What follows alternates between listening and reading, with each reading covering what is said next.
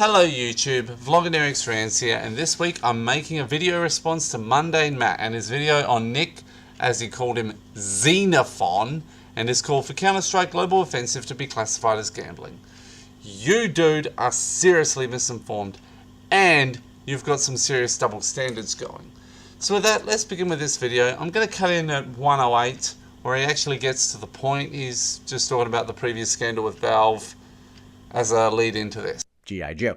But that being said, now Australia has kind of chimed in on this, or at least a senator from Australia is chiming in and trying to exacerbate the problem in a way that only Australians can do. What does that mean, Matt? At least Australians in the government who clearly have zero understanding or knowledge about video games, who clearly know nothing about how the larger gaming operation, or how it works, and are running from a pure fear-mongering perspective. But if you look at how Australia classifies video games, it makes total fucking sense. And if you could live in Australia, I'm really sorry that you have to deal with this shit. I'd honestly rather be in Australia and have to deal with some trivial ratings and games issues than be in America, honestly, and dealing with all the bullshit that goes on over there. And by the way, Matt, don't project the stupidity, ignorance and fear-mongering of your politicians in the US to Australia's politicians. Many of them are much better than your average politician in America. But anyway, Australian senator calls for first-person shooter games to be classified as gambling. This article from Alexandra Sims, not the most accurate in terms of its title. It's not first-person shooter games. It's really just Counter-Strike Global Offensive. All right. I think the fact that they got that wrong should clue you into this being sensationalist, ignorant of Australian law, and severely one-sided. Let's take a look at here. Here's this guy right here. Look at this dude, Nick Xenophon. Time to keep a count on how many times Matt pronounces Nick Xenophon's name wrong. Leader of the Nick Xenophon Teen Political Party. So he's an independent senator who now runs a political party named after himself, right? And you thought YouTubers were fucking narcissistic. Number one, projecting a bit, are we, Matt? And number two, actually it's a collection of people who think similarly to Nick Xenophon. That is the party. Right? And what is wrong with that? Anyway, so an Australian senator is calling for a crackdown on popular multiplayer first-person shooter games, labeling them a form of online gambling targeting children. Because please, why won't somebody think of the children? Bit dramatic there, Matt. Though that is one thing you do well, so I will give you that. Right. Nick Xenophon, an independent senator for South Australia, has said he will introduce a bill to Parliament calling for games such as Counter-Strike Global Offensive to be defined as gambling, updating the country's 2001 Interactive Gambling Act. Counter-Strike Global Offensive became the world's most successful first-person shooter game after it allowed players to obtain virtual weapons or skins, which can range in value from a few cents to thousands of dollars depending on their rarity. Oh god, yeah, it's a popular game, but that's not the reason why the goddamn game was popular. No, but this may serve to make the game even more popular. And you haven't read the next paragraph. At least read that before you comment. Alright, this is why people who don't understand the games industry should very much probably not talk much about the games industry, or at least without doing some general fucking research about the history of Counter-Strike, for the love of fucking Christ. Leave the fact that he made this comment for later, because there is about to be a serious case of double standards showing up later in the video. So then it goes on to say, these skins can then be sold for real money on Steam, the game developer Valve's in-game marketplace, which is true because if you take a look here, this is community market for Steam right here. You can see what some of these things are costing. This bayonet Doppler factory new, 98 are available starting at $203.22. Now granted, when you sell through the Steam marketplace, you are then, you can only use money to buy other things on Steam. So it kind of keeps it in that particular thing. But that being said, there's also escrow websites that will allow you to make real money on this. So yeah, there are ways to sell this shit. And again, Valve gets profit from it. So it goes back to my earlier point. And it also helps to justify this bill because these skins can also be used for gambling. So going back over to this, they can also be bought and sold on third-party sites and use like gambling chips on online blackjack and roulette sites. Those are no longer active. So we'll see. I'm sure they still will be. There's going to be a way to keep this thing going. Which is why we need the bill, or at least something to restrict the gambling parts of the game to those who are old enough to gamble. Is this not too hard to ask? In June, gaming research from Eilers and Crash Click Gaming estimated that skin gambling has an annual turnover of around $9.74 billion, which is nearly 20% of its sum spent on lottery-style jackpot games. Concern has also grown in recent years over the number of young people taking part in skins gambling and betting on competitive video games, known as esports. Esports has also been criticized for being largely unregulated. That's the problem where it's at right now is, yes, esports is largely unregulated. Here comes a government, multiple governments trying to step in to get their hands on the money out of this huge fucking marketplace. That is not one bit relevant to your video, Matt, nor is it relevant to this article. Red herring fallacy. This does apply in this case because Counter-Strike Global Offensive is rated MA15+, and it is only a not recommended, so it can be enforced, but people under the age of 15 will still buy and play the game. My brother, for instance, has been playing it for a couple of years, yet he's not 15 until next year, as an example. Mr. Xenophon says here, this is the Wild West of online gambling that is actually targeting kids. I don't know if it's actually targeting kids. All right, technically Counter-Strike Global Offensive is rated M for mature. Therefore, you have to be 17 years or older to get the game.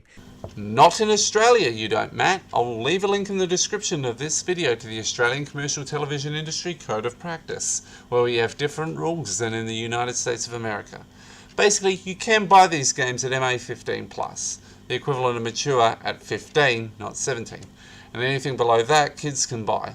So it's not necessarily marketed at kids. And that feels like a very, very, very, very, very narrow-minded perspective on the game. And on gaming in general. It's like people who like to argue Grand Theft Auto is targeted for children. No, it's not. Teenagers to adults in Australia. It's aimed at adults. Here comes the double standard. Kids want to get it because their friends are playing it and parents don't pay the fuck attention. Matt, remember when you berated Nick Xenophon for not knowing the game? Alright, God,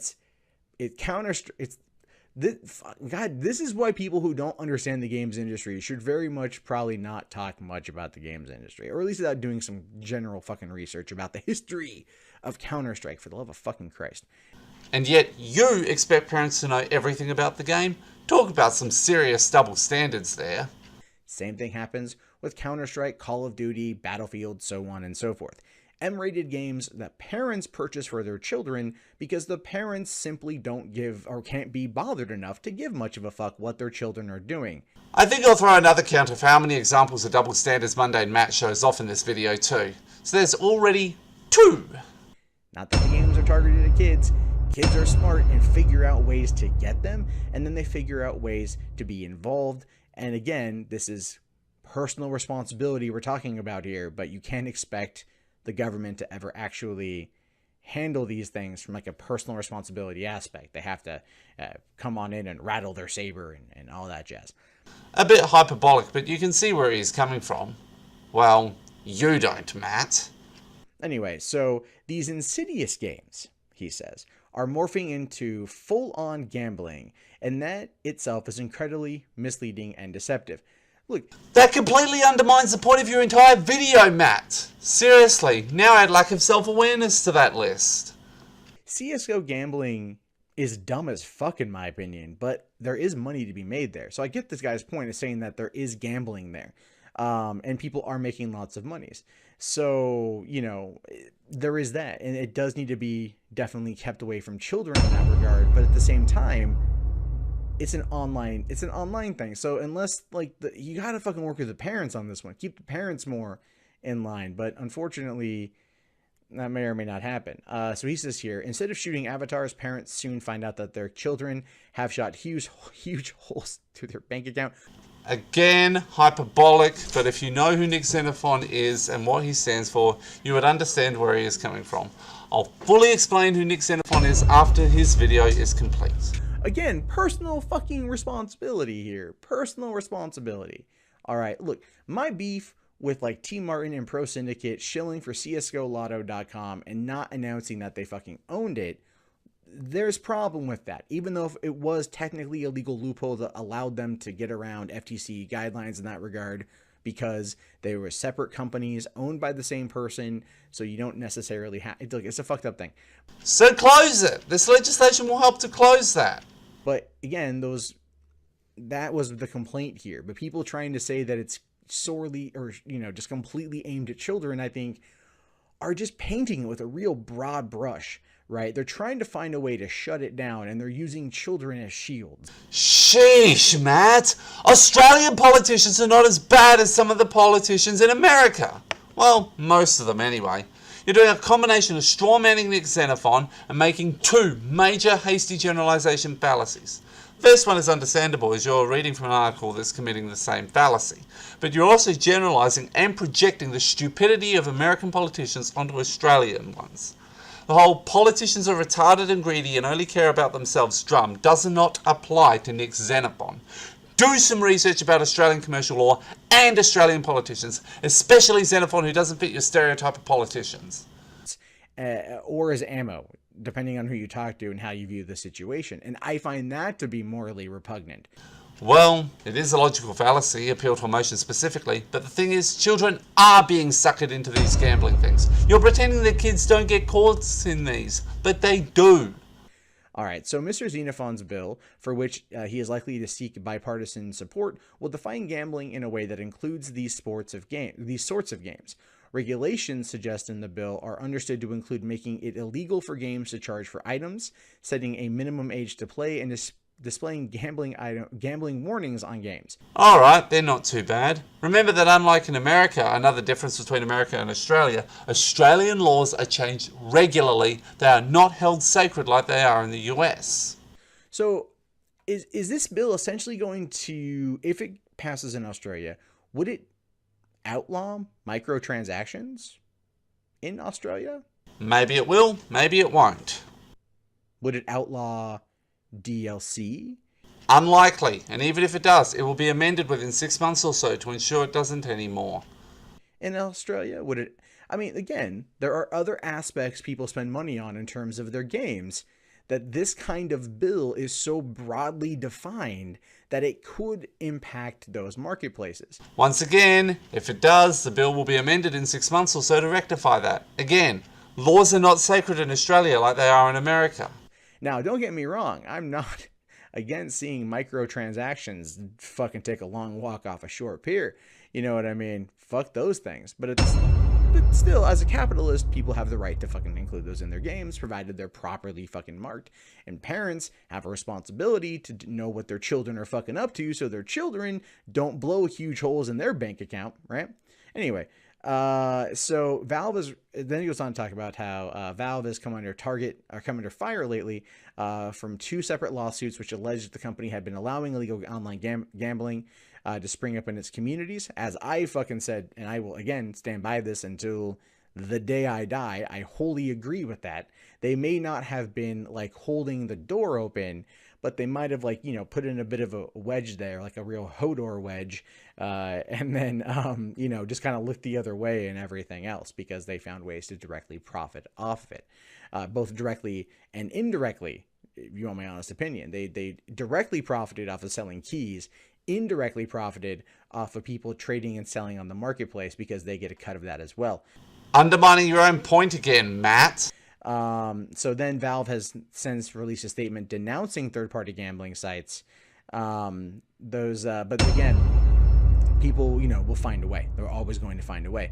So I guess to kind of summarize this whole thing, Nick Xenophon here clearly has no understanding of gaming or gaming culture, saw the headlines about children and gambling and video games, and is deciding to use it as a way to try to fucking make more things with gaming illegal in Australia. No, Nick Xenophon has seen another area where gambling is rearing its ugly head and has decided that he wants to do something about it. Because that has been his entire fucking platform. He's a champion of gambling reform. He is right on the money here. Anti-gambling, pro-community. The article you're reading is sensationalist from somebody who appears to have no idea about who Nick Xenophon is. This does encourage underage gambling, and we must do something about it. And Australia has come a long, long fucking way in terms of covering this shit, because how many years ago were like almost anything M-rated was banned in Australia? I mean, like Hotline Miami was, I think, banned in Australia. I don't know about this, honestly, but it had to have been a number of years ago because I've been playing M-rated games, mainly Team Fortress 2, for the longest time, for nearly a decade, actually. There are so many problems with the way that the classification board handles things there. It really opens the door for guys like him, to come on in and to fearmonger and to pervert information, to distort and twist information, to get people hyped up and afraid of gaming and going, "Oh, it's just gambling." Now, because remember before it causes violence. Oh, fuck you, Matt. False analogy much? Dude, you have no idea about who Nick Xenophon is as a person, and you're projecting your views about American politicians onto all politicians in the West. Sorry, Matt, Nick Xenophon is right in this case, and you are wrong. Do your research, man. Learn more about Australian rating law, about who Nick Xenophon is, and you can start by learning how to pronounce his name correctly, and go to the articles to fact check. Why haven't you done this? You're usually so good with this. Right? Never cause violence. Now it's gambling, and doesn't really, it's again, show me fucking studies. Show me reports of 13-year-old kids blowing huge holes in their fucking wallets from doing this kind of shit, and then we'll talk. You have a better shot at trying to argue for getting rid of microtransactions, which again, this bill kind of summarizes all that together. So that last bit of rambling was pointless then, and again, false analogy. Than you do of getting these gambling sites taken down. They're not trying to take these gambling sites down. I'm not even sure they're able to do that. It's just, again, it's people who don't fucking understand how this stuff works. Now, is there a way to put an age restriction on it? All you can do is just say it's an age restriction, right? And if kids find a way to circumvent that or bypass that, that's again on the fucking kids. Because they're the ones that are lying. Personal fucking responsibility. Firstly, for about the fourth time, you don't know anything about who Nick Xenophon is, and you're projecting your beliefs about American politicians onto Australian politicians. Number two, you have undermined yourself again because they are age restricted. CSGO has an MA15 plus rating in Australia. And three, you again don't understand the consumer video game rating laws in Australia. I'm going to link you to the sites about this stuff so you can learn. And then it goes to the parents for not having the personal responsibility to look after their children and monitor what the fuck they're doing. See, you see where the core root of the problem is? It's not that these websites allow for people to gamble skins, it's that parents aren't doing their fucking job.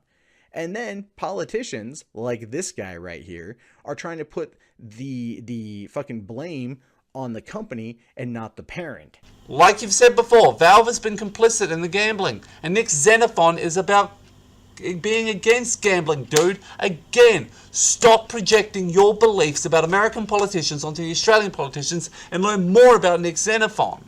Because that's how fear-mongering works. It's never your fault. It's always somebody else's fault. It's always somebody else's fault. Never your fault, right? No, that's shifting the blame, not fear-mongering. It's bullshit. Not as bullshit as your video. And I feel really bad for Australia when I come across these kind of stories.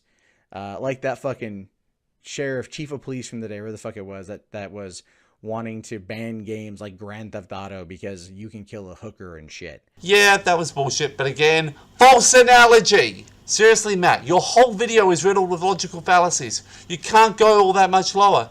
Do some research into Xenophon, Australian video game law, and stop projecting! Again, these people don't fucking understand the medium, and they're simply just talking out their ass for political points. All I can say now is it's gotta just be political fucking points. In Nick Xenophon's case, it's sticking to his principles. You're the one basically talking out your ass in this video because you don't understand anything about the person you're berating and the laws relating to this stuff in Australia. Alright guys, that wraps up this video. What are your thoughts about all this? Do you think this law will pass? Dunno. It does appear, at this stage at least, to be doomed. In Australia, do you think that they're going to outlaw gambling skin sites? Do you think the industry itself is actually going to be dead? Wow. There's hyperbole and then there's that statement there. These are things I want to know, so write them down in the comments. If you guys like the video, toss it a thumbs up. If you are mad at me for calling out Valve for its actions, fucking mark it down. I'm fine with that too. And, I marked it down for a different reason, mainly for everything you have said in the last 12 minutes of this video. if you guys are new here and you like what I have to say, feel free to subscribe. I do post new content every single day. If you don't believe me, check out the videos to the right. And if you guys like the daily content, you want to support the channel, links below in the video description, like Patreon, PayPal, Amazon affiliate links, really does help me keep this thing chugging along every single day. So again, I really appreciate it. As always, my name is Mundane Matt. I will talk to you guys later. Have yourself a fantastic day. Peace out. You have a great day, Matt, and do your research next time. Dude, seriously, you just made yourself look like a clown in this video.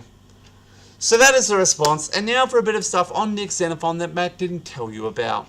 Nick Xenophon started his political career in South Australia in the Legislative Council in 1997, where he called his one-man party the No Pokies Party, rallying against pokies and other forms of gambling. He stayed in the council for a decade before resigning in 2007 to run for the Senate, where he was successful.